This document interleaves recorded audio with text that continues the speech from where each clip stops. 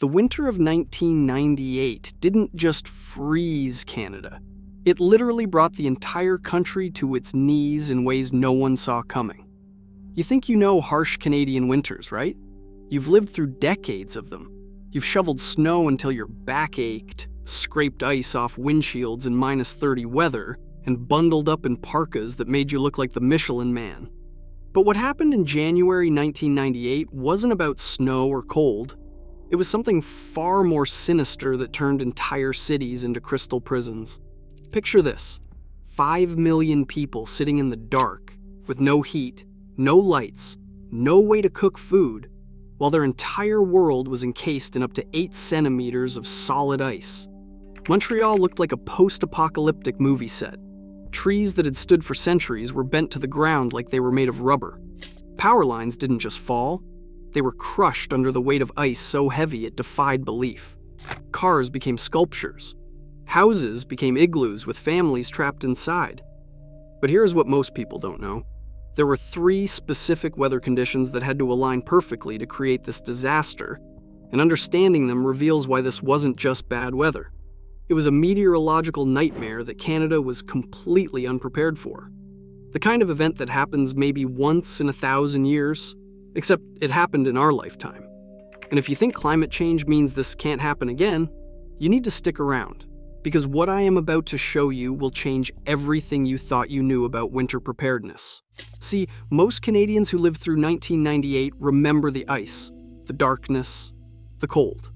But they don't understand the science behind what created this monster. They don't know about the invisible atmospheric forces that turned ordinary weather into a weapon. And they definitely don't know why the same conditions could happen again, possibly even worse than before. Everyone calls it the winter that froze Canada solid, but here is the shocking truth that will mess with your head. 1998 was actually one of the warmest years on record for Canada. I am not kidding. While parts of Quebec and Ontario were getting pounded by this ice storm nightmare, the rest of the country was enjoying unusually mild weather. El Niño was pumping warm air across Canada like a giant furnace, making most regions warmer than normal. Think about that for a second. The year that is remembered as Canada's frozen hell was actually a warm year. How does that make any sense? Well, it is because the ice storm happened during what should have been perfectly normal winter weather, not some Arctic blast from the North Pole. The temperatures during those fateful days in January were not even that extreme. They hovered right around the freezing point, which is exactly what made everything so much worse. You see, that is what made this disaster so dangerous and caught everyone off guard. People were not battened down for some epic blizzard or polar vortex. They were going about their normal winter routines because the weather seemed manageable. Kids were still going to school, people were still driving to work, farmers were still tending to their livestock. Nobody was stockpiling food or checking their generators, because why would they? The forecast was not calling for anything unusual. But there is something else you need to understand about what was really happening in the atmosphere, something that explains why meteorologists were just as surprised as everyone else. The warm El Niño conditions were not just making Canada milder, they were setting up a collision course with Arctic air that would create something nobody had ever seen before.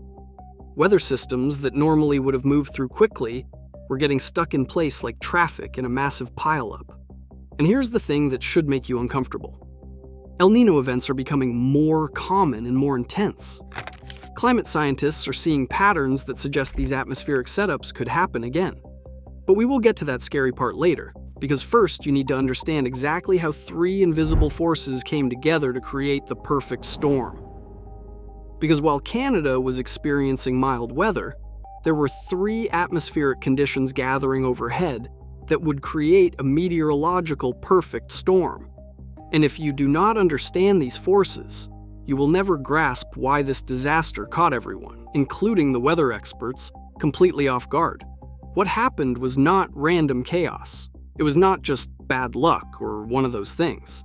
It required 3 precise atmospheric conditions to align in a way that meteorologists had never seen before and have not seen since. It was like winning the worst lottery in the world, where all the wrong numbers came up at exactly the wrong time. First, A massive high-pressure system parked itself over the Atlantic Ocean like a brick wall, blocking all weather movement from west to east. Normally, weather systems move across North America like conveyor belts. Low pressure here, high pressure there, everything keeps flowing and changing. But this high-pressure system was different. It was enormous, it was powerful, and it refused to budge. Meteorologists started calling it a blocking pattern, which sounds technical, but really just means the atmosphere got stuck. Blocking. Meanwhile, warm, moist air from the Gulf of Mexico was sliding north like a river of tropical humidity, riding up and over a layer of cold Arctic air that had settled into the Great Lakes and St. Lawrence Valley like water finding the lowest spot. Picture it like oil floating on water. The warm air was lighter, so it stayed on top, while the cold air hugged the ground because it was denser. Warm. This created something that sounds almost innocent when you say it out loud, but was actually terrifying in practice. Rain that falls through warm air gets super cooled instantly when it hits that cold layer near the ground, and freezes the moment it touches anything. Every single drop. Not snow, not sleet, not hail, liquid rain that turns to ice on contact. Now, freezing rain is not unusual in Canada. We get it every winter. Your driveway gets a bit slippery, you throw some salt down, life goes on. Normal freezing rain events might give you 5 or 10 millimeters of ice accumulation. Annoying, but manageable. This storm was dumping 50, 70, even 100 millimeters of ice in some areas. To put that in perspective, imagine coating everything in your world with a layer of ice as thick as your thumb.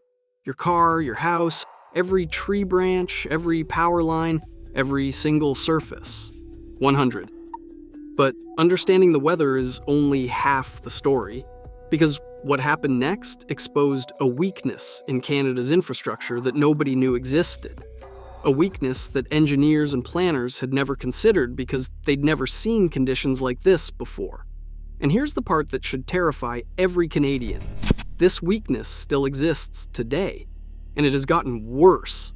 The ice didn't just knock out a few power lines like a normal storm, it revealed that Canada's entire electrical system was built like a house of cards, and one good push would bring it all down. We had built our modern society on the assumption that certain things would never happen, that there were limits to what Mother Nature could throw at us. We were wrong. Hydro-Quebec's network was designed to handle ice loads. Sure, engineers are not stupid. They knew that power lines in Canada would face ice storms, but they designed for the worst-case scenario they'd ever seen, which was maybe 20 or 30 millimeters of ice accumulation. They built in safety margins beyond that. They thought they were prepared. But when 100 millimeters of ice started coating transmission lines, those safety margins evaporated like morning mist.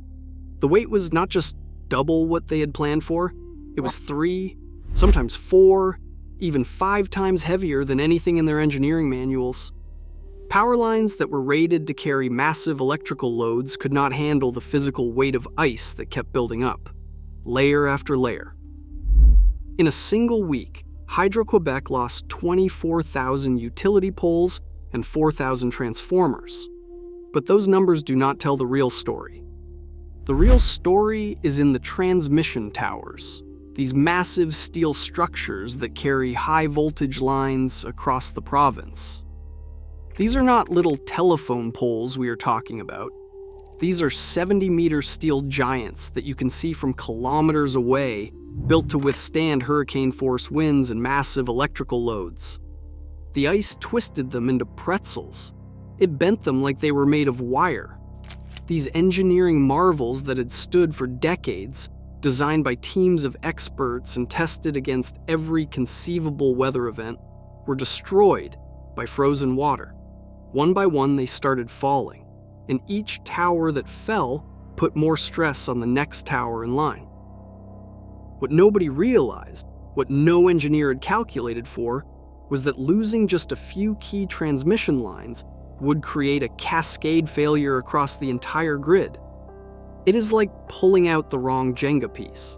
Everything comes tumbling down. The electrical grid was not a bunch of independent power lines. It was an interconnected web where each piece depended on every other piece to share the load. When those critical transmission towers collapsed, the electrical load had to go somewhere. So it shifted to other lines, other towers, other parts of the grid that were already struggling under their own ice loads. Those systems could not handle the extra burden. More towers fell. More load shifted. The cascade accelerated. And that is when the human cost became clear, because losing power in January in Canada is not just an inconvenience like losing your internet connection. It is a life or death situation that exposed just how unprepared ordinary families were for survival without modern conveniences. And some of these stories will break your heart. While everyone focused on the dramatic images of ice-covered trees that looked like crystal sculptures, while the news showed those beautiful but haunting pictures of Montreal turned into a frozen wonderland, the real tragedy was happening inside dark, freezing homes across Quebec and Ontario. Behind closed doors, families were facing a crisis that most Canadians had never experienced in their lifetime. 35 people died during the ice storm, but here is what the news did not emphasize. These were not deaths from falling ice or car accidents. These were people who died from hypothermia and carbon monoxide poisoning in their own homes. Think about that. People who had lived in Canada their entire lives, who knew how to handle winter, who had heated homes and warm clothes, died because the infrastructure they depended on simply vanished overnight. Families were burning furniture to stay warm, breaking up kitchen chairs and coffee tables to feed wood stoves and fireplaces. They were running generators indoors because they did not understand the danger, because desperation makes people do things they would never normally consider. They were bringing barbecue grills into their garages, lighting fires in metal trash cans, doing anything to create heat and stay alive. Imagine being 75 years old, maybe with health problems, maybe on medication that needs to be refrigerated, and suddenly your house becomes as cold as the outdoors. No furnace, no electric heater, no way to cook hot food. The pipes freeze and burst, so now you do not have water either. Your phone does not work because the lines are down. You cannot drive anywhere because the roads are impassable and your car is encased in ice. But it was not just the elderly who suffered. Dairy farmers across the affected regions had to dump millions of liters of milk because they could not refrigerate it or get it to market. Trucks could not move on ice-covered roads. Processing plants could not operate without power. Entire dairy herds that represented generations of breeding and investment were at risk because milking equipment needs electricity. These farmers watched their livelihoods disappear in real time. Cows that were not milked regularly would develop infections and might never produce milk again. Some farmers were hand-milking hundreds of cows, working around the clock in freezing barns, just to keep their animals alive, and then pouring that milk down the drain because there was nowhere for it to go. Families with medical equipment that needed electricity were facing impossible choices. Home dialysis machines, oxygen concentrators, electric wheelchairs, refrigerated medications. Modern medicine depends on reliable power, and suddenly, that reliability was gone. Some people had to be evacuated to hospitals that were already overwhelmed. Others had to make do with backup systems that were not designed to run for weeks. But here is what changed everything, what transformed this natural disaster into a national crisis that would reshape how Canada thinks about emergency response. The government response revealed something about this country that most people never knew existed, something that would become a source of pride, but also a wake-up call about our vulnerabilities.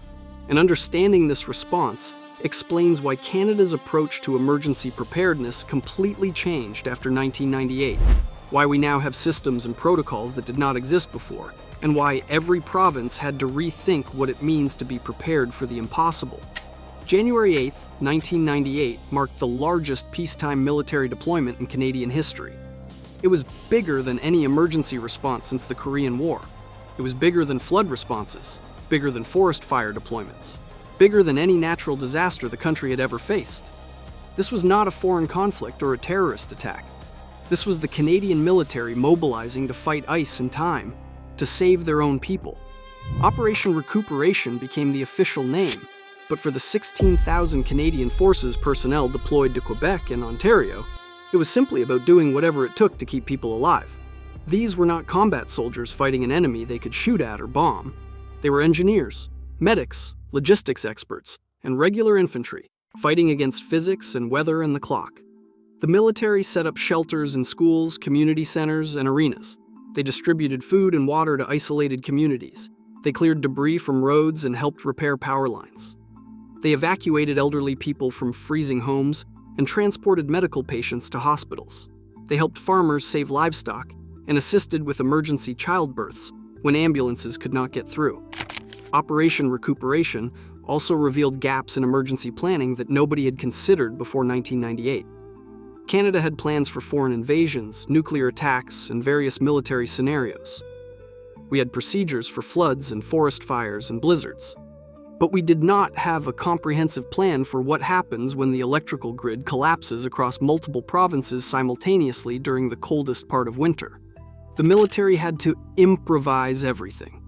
How do you feed 600,000 displaced people when grocery stores have no power and delivery trucks cannot move? How do you provide medical care when hospitals are running on backup generators that were not designed to operate for weeks? How do you maintain communications when telephone lines are down and cell towers did not exist yet? They figured it out day by day, crisis by crisis. The experience taught government officials and emergency planners that Canada's emergency response system needed a complete overhaul.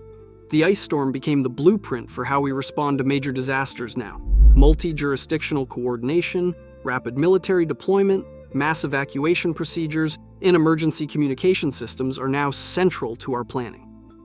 And those changes led to infrastructure improvements that affect how every Canadian prepares for emergencies today. Power companies started burying critical lines underground in some areas. They installed anti-cascading towers designed to prevent the domino effect that brought down Hydro-Quebec's grid. They created better ice load standards and improved maintenance procedures. Emergency management agencies developed better early warning systems, pre-positioned emergency supplies, and created mutual aid agreements between provinces. They established protocols for military deployment that could be activated more quickly. They started public education campaigns about emergency preparedness that many of you probably remember. But here's what should keep you awake at night. Because what happened in 1998 proved that Mother Nature does not care about your winter experience. She will find ways to surprise you that you never imagined. And climate change is making those surprises more likely, not less. The atmospheric conditions that created the 1998 ice storm, the blocking pattern over the Atlantic, and the collision between warm Gulf air and Arctic cold, the perfect setup for prolonged freezing rain, are becoming more common as global weather patterns shift. El Niño events are stronger. Polar vortex events are more erratic. The jet stream that normally keeps weather systems moving is getting more unstable. Scientists are seeing computer models that suggest similar ice storms could happen again, potentially affecting different regions or lasting even longer. Our power grid is more interconnected now, which makes it more efficient but also more vulnerable to cascade failures. We have more people dependent on electricity for medical devices, more dairy farms with automated systems, and more infrastructure that assumes power will always be available.